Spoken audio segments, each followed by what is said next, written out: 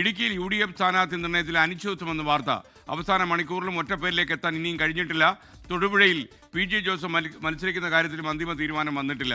ഇടുക്കി ഏറ്റുമാനൂർ സീറ്റുകൾക്ക് പകരമായി പൂഞ്ഞാറും കാഞ്ഞിരപ്പള്ളിയും വിട്ടു നൽകണമെന്നാണ് കേരള കോൺഗ്രസിന്റെ ജോസഫ് ഗ്രൂപ്പിന്റെ ആവശ്യം. രാഹുൽ വിജയൻ ഇടുക്കിയിൽ നിന്ന് വിവരങ്ങളുമായി ചേരും. അതുപോലെ സീറ്റുകൾ വെച്ചുമാറാൻ കേരള കോൺഗ്രസ് ജോസഫ് ഭാഗം തയ്യാറല്ല എന്ന വാർത്തകൾ വരുമ്പോൾ ടോബി ജോൺസൺ കൂടി കോട്ടയത്ത് നിന്ന് ചേരും. Good morning to both of Rahul Vijayan and Toby. പറയൂ രാഹുൽ വിജയൻ, ഈ തൊടുപുഴയിലെ അനിശ്ചിതത്വം മാറുന്നില്ല, എന്താണ് കൂടുതൽ പ്രശ്നങ്ങൾ?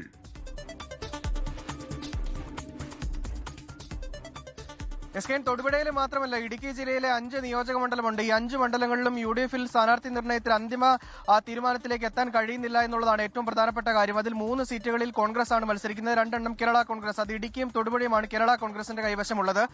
കോൺഗ്രസ് മത്സരിക്കുന്ന ദേവികുളം, പീരുമേട്, ഉടുമ്പൻചോല ഇവിടെ സ്ഥാനാർത്ഥികളിലേക്ക് ഒറ്റ പേരിലേക്ക് എത്താൻ കഴിയുന്നില്ല എന്നുള്ളതാണ് ഏറ്റവും പ്രധാനമായി എടുത്തു പറയേണ്ടത്. കഴിഞ്ഞ കുറച്ച് നാളുകളായി ഇതിൽ ചർച്ചകളൊക്കെ നടക്കുകയാണ്. 3 പേര് എല്ലാ മണ്ഡലത്തിലും ഉണ്ട്. സാധ്യതാ പട്ടികയിൽ 3 പേര് എല്ലാ മണ്ഡലത്തിലുമുണ്ട്. പക്ഷേ അതിലൊരു അന്തിമ പേരിലേക്ക് എത്താൻ എന്തുകൊണ്ട് കഴിയുന്നില്ല എന്നുള്ളത് സ്ഥാനാർത്ഥി മോഹികളുടെ ഒരു വലിയ സമ്മർദ്ദം തന്നെയാണ്. പല ഗ്രൂപ്പുകളുടെയും നേതാക്കളെ കണ്ട് സമ്മർദ്ദം ചെലുത്തുകയും അവർ തമ്മിലുള്ള തർക്കം തുടരുകയും ചെയ്യുന്നത് കൊണ്ടാണ് ദേവികുളം, ഉടുമ്പൻചോല, പീരുമേട് ഈ മണ്ഡലങ്ങളിൽ കോൺഗ്രസിന് സ്ഥാനാർത്ഥികളെ കണ്ടെത്താൻ കഴിയാത്തത് എന്നുള്ളതാണ് ഏറ്റവും പ്രധാനപ്പെട്ട കാര്യം. അത് ഉടൻ പരിഹരിക്കുമെന്നുള്ളതാണ് അവർ പറഞ്ഞിരിക്കുന്നത്. സ്ഥാനാർത്ഥി പ്രഖ്യാപനം വന്നല്ലെങ്കിൽ നോട്ടിഫിക്കേഷൻ വന്ന് 24 മണിക്കൂറിനുള്ളിൽ സ്ഥാനാർത്ഥികളെ പ്രഖ്യാപിക്കുമെന്ന് പറഞ്ഞ കോൺഗ്രസിന് പക്ഷേ അവസാന മണിക്കൂറിലും ഇടുക്കിയിലെ 3 കോൺഗ്രസ് മത്സരിക്കുന്ന മണ്ഡലങ്ങളിൽ സ്ഥാനാർത്ഥികളെ കണ്ടെത്താൻ കഴിഞ്ഞിട്ടില്ല. ഇനി കേരള കോൺഗ്രസിന്റെ കാര്യമാണെങ്കിൽ തൊടുപുഴയിൽ PJ ജോസഫ് മത്സരിക്കുമോ എന്നുള്ള കാര്യത്തിൽ ഇപ്പോഴും അനിശ്ചിതത്വം തുടരുകയാണ്. നേരത്തെ ജോസഫ് മത്സരിക്കുമെന്നാണ് പറഞ്ഞിരുന്നത്. പിന്നീട് അബു ജോൺ ജോസഫ് ആയിരിക്കും അവിടെ സ്ഥാനാർത്ഥിയായി വരിക.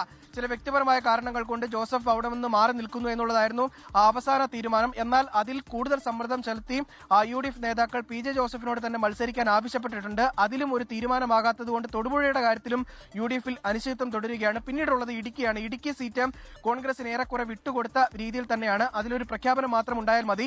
അതിൽ ചില നിബന്ധനകളൊക്കെ ജോസഫ് മുന്നോട്ട് വെച്ചിട്ടുണ്ട് VD സതീശന് മുൻപിൽ.